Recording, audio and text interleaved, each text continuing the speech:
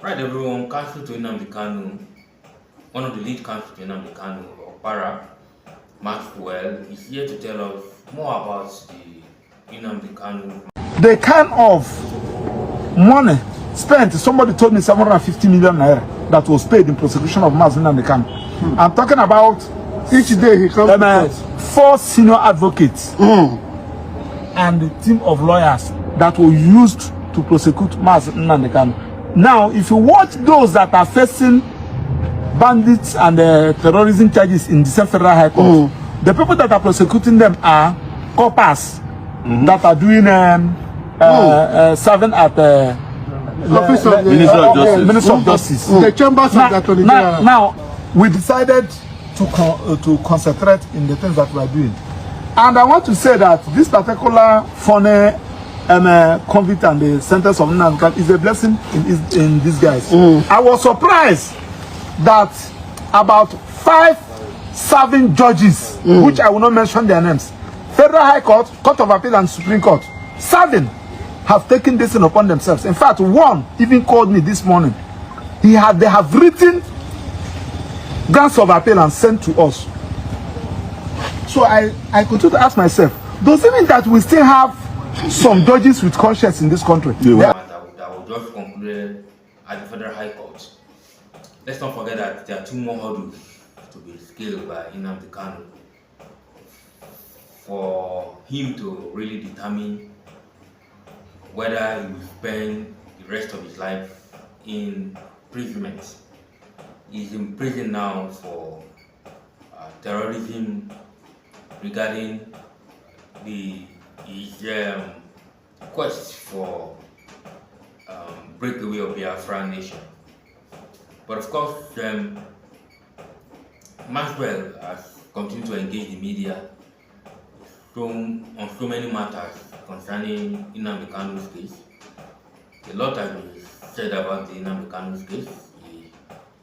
People said that justice was not served. In fact, they are beginning to call Justice Omotoshio names. Some call him injustice. Taking this thing upon themselves. One called me. They were busy calling me, asking me, please, have people filed appeal? We said no. They said don't file. Don't file. We are interested. They were researching. Professors, both here in Nigeria and abroad, they have taken it upon themselves. I said, sure. So, Nnamdi Kanu, people love you like this. Not Igbo, so from Yoruba nation, houses, those with conscience. Yes. Those who felt that, no, this thing cannot happen to this man. Now, having said that, I want to also tell you that I was at a correctional center yesterday at office of the Controller General of the Correctional Center. That was on a Thursday. I went there to go and see the director, the Controller General. The problem we're having is that if you watch, those of you, if you read that particular judgment, in the sentence he said, Nnamdi Kanu should be kept in any protective custodial center within Nigeria. He never mentioned any place.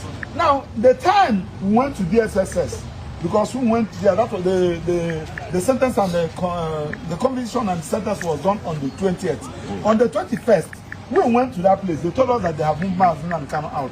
We asked them where. They said that we should go to their headquarters, DSSS headquarters. So, when we went to that place, they told us that we should not be coming here. That Nnamdi Kanu has been transferred to Sokoto. We said, how? We said that we should go and ask the correctional center that the thing is no longer in their power. Good and fine. We went to Sokoto. They said that the order is from court. We said no. The judgment did not specify that it was in Sokoto. Why should you use your power to transfer him in Sokoto? They said that we should go back to that court. And all manner of names have been suggested for the judge. Now, this particular statement from his counsel, Maxwell Opara, is indeed mind-boggling. He said he heard from someone that close to 750 million naira was used to prosecuting Nnamdi's case, Nnamdi Kanu's case. And then You wonder why government will want to spend such huge sums of money. Why government will want to spend such huge sums of money, and what interest do government have in this case that has to do with Nnamdi Kanu?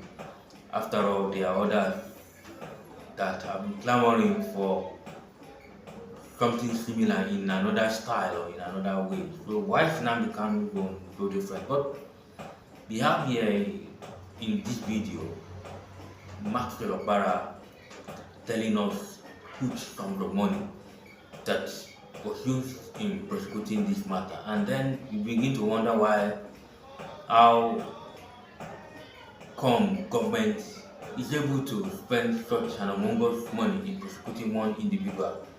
What is the reason behind this? What is the interest behind this? Now we continue to watch as things pan out, because nobody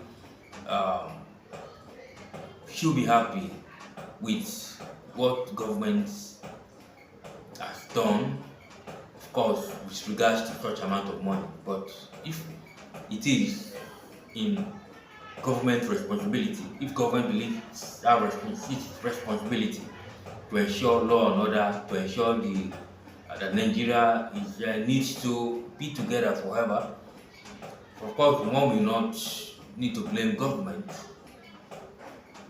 for using such humongous money to seek for justice. But the question now remains that if the United Nations Charter on People's Rights declare that Nigeria, that individual or group of individuals or group of people has the rights to self-determination, which Nigeria is signatory to.